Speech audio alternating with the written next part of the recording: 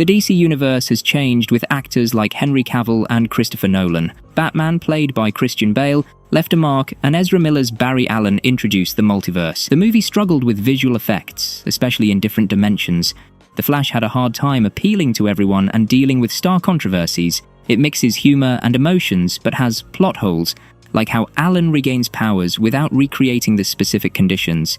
Despite flaws, the film is enjoyable if you don't focus on them too much. Now, to some extent, The Flash can be a smash hit if it also includes Christian Bale Batman in the multiverse. Well, what can we expect if they use things like pasta to explain the timeline? But one positive outcome is the opening gate of the multiverse, so our other fan-favorite Batman can come in.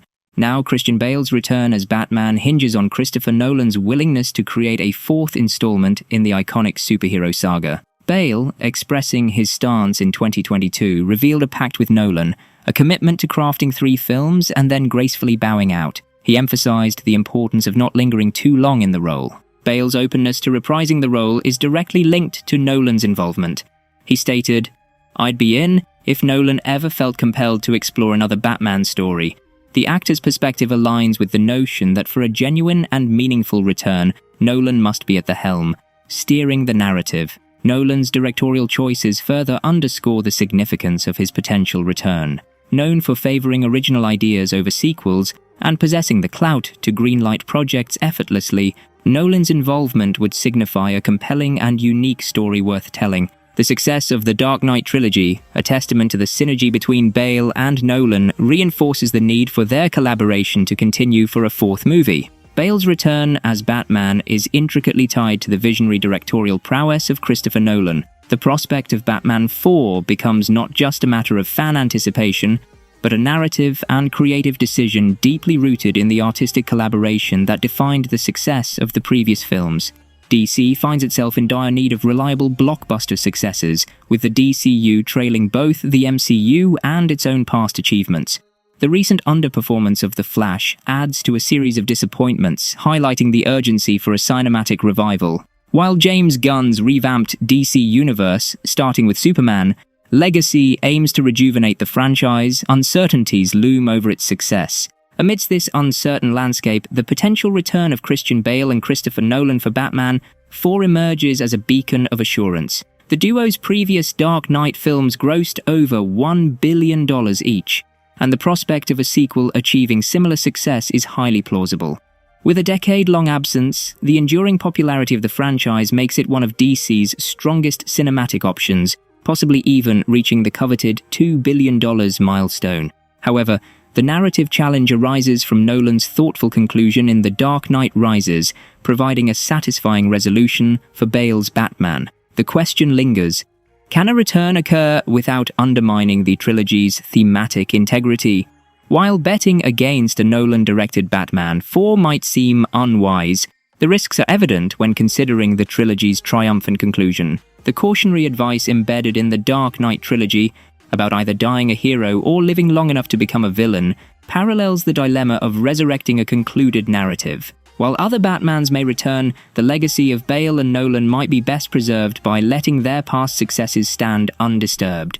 In the precarious world of superhero cinema, where success is uncertain, honoring the trilogy's thematic integrity becomes a crucial consideration. Christopher Nolan's The Dark Knight Rises concludes with a lingering mystery surrounding Bruce Wayne's fate. After a period of seclusion following his apparent sacrifice in The Dark Knight, Wayne is coaxed back into his vigilante role by John Blake, an optimistic GCPD cop.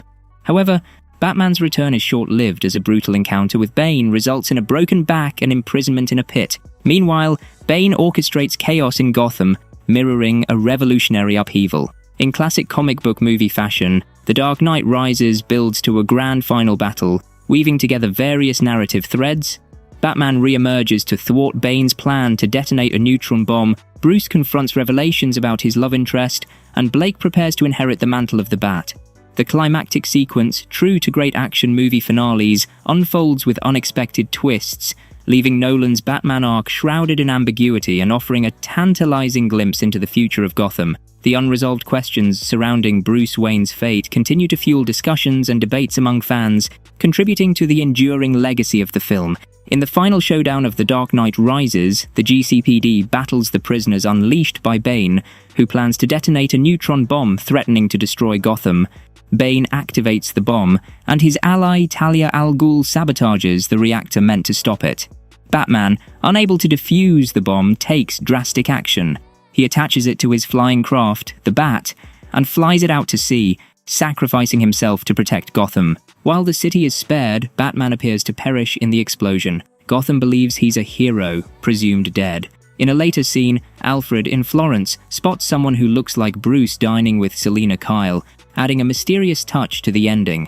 Christopher Nolan, known for ambiguous conclusions, leaves room for interpretation, much like his previous films Inception and Tenet, sparking discussions and speculation among the audience. The fate of Batman remains open-ended, leaving fans to ponder the possibilities long after the credits roll. The question of whether Bruce Wayne faked his death in The Dark Knight Rises adds a layer of mystery to the film's ending. As the audience witnesses the explosion from Gotham, Bruce's survival remains uncertain. While it appears improbable for him to escape a nuclear blast, the possibility can't be entirely dismissed. The final scene, where Alfred sees Bruce seemingly alive and content in a cafe, introduces ambiguity. Earlier, Alfred shared a monologue suggesting he envisioned this very scenario, imagining Bruce happy with a family. The film's conclusion turns this fantasy into reality as Alfred encounters Bruce in the cafe, living the life he had hoped for. However, the uncertainty persists. Is this encounter real or just another daydream for Alfred? Michael Caine, who portrayed Alfred, believes it to be real, stating, "They were there. They were real. There was no imagination." The presence of Selina with Bruce in the scene adds weight to this interpretation, suggesting that if it were a mere imagination, Alfred might not picture Bruce with Selina. The deliberate ambiguity leaves the audience to speculate on whether Bruce Wayne truly faked his death and found happiness in secret. In The Dark Knight Rises, Warner Bros. Cautiously sidesteps the traditional portrayal of Batman's sidekick Robin on the big screen. The aftermath of the Batman and Robin disappointment makes the studio wary.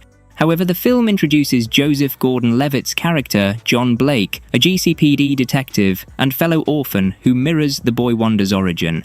Although devoid of the classic red spandex and catchphrases, the movie subtly hints at a Robin storyline. John Blake's journey, resembling the path of Robin, unfolds without a cape or direct sidekick duties.